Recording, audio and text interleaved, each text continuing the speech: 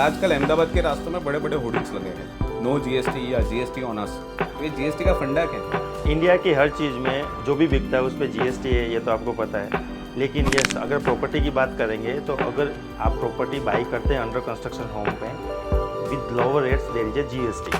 अगर आप finish product लेते हो after BU so there is no GST. तो एक आम इंसान को बीयू से पहले परचेस करनी चाहिए प्रॉपर्टी या बीयू मिलने के बाद प्रॉपर्टी परचेस करनी चाहिए? Nice one. सी अगर आप अर्ली स्टेजेस में अंडर कंस्ट्रक्शन घर लेते हो, फॉर एग्जांपल 1 करोड़ का आपका घर पड़ता है तो उसमें 5% जीएसटी होती है, तो आपको 1 करोड़ 5 लाख में घर पड़ा, 5% जीएसटी। अगर आप ऑफिस लेते हो 1 करोड़ की तो उसमें 12% जीएसटी होता है, मतलब आपको 1 करोड़ 12 लाख में फ्लैट ऑफिस पड़ा। ये है अंडर कंस्ट्रक्शन सिचुएशन। अगर आप यही चीज़ बीयू के बाद जाते हैं तो फॉर एग्जांपल वही घर जो 1 करोड़ 5 लाख का था जो जीएसटी के साथ, वो बीयू के बाद 1 करोड़ 25 लाख का हो जाता है। और वही जो ऑफिस थी जो 1 करोड़ 12 लाख में पड़ रही थी, वही ऑफिस बीयू के बाद 1 करोड़ 40 लाख में बिक रही है। सो आप बताइए अब किस में परचेस करेंगे? Of course in construction site चल रही हो तभी परचेस करना चाहिए। तो there is no GST. Actually जो जीएसटी का जो हवा बना के रखा है, नो जीएसटी, ये बोर्ड लगे हुए हैं, ये एक मार्केटिंग गिमिक्स है।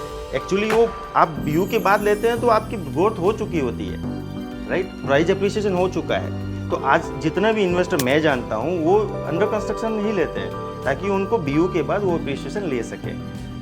Okay, so this is the GST that's